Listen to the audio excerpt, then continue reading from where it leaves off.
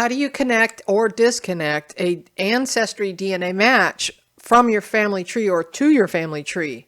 If you'll see right here, you can see this little DNA icon, which means this person is connected to one of my DNA matches.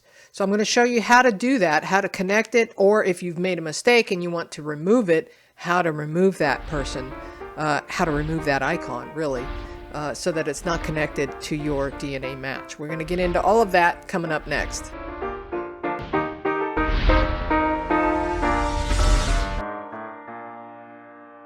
Okay, so here I am on my DNA match page, and as you can see, if I scroll down, this is the same cousin that you saw in the tree a moment ago.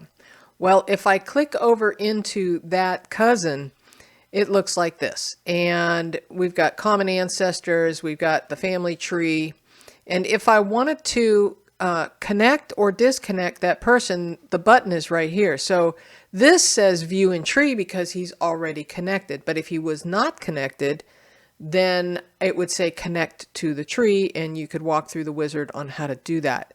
So if we click on view in tree, it shows him right here with that connection, right? But if we want to disconnect him, we go here and then we hit the down arrow and we can say remove.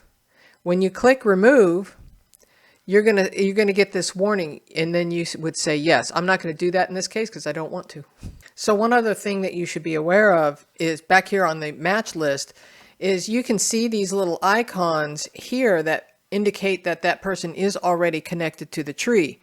But if you scroll down and you find somebody that is not connected to the tree, you could click into that person and connect them to the tree from here. If you know where they connect, then you could type in that person's name on your family tree and connect them that way. So how do you figure that out? How do you know where this person connects into your tree? That's where traditional genealogy comes in, and you need to kind of figure that out. And sometimes ThruLines can help, sometimes ThruLines can be wrong. But just keep that in mind, that this episode is not really about ThruLines. It's just about how to connect and disconnect those people from your tree.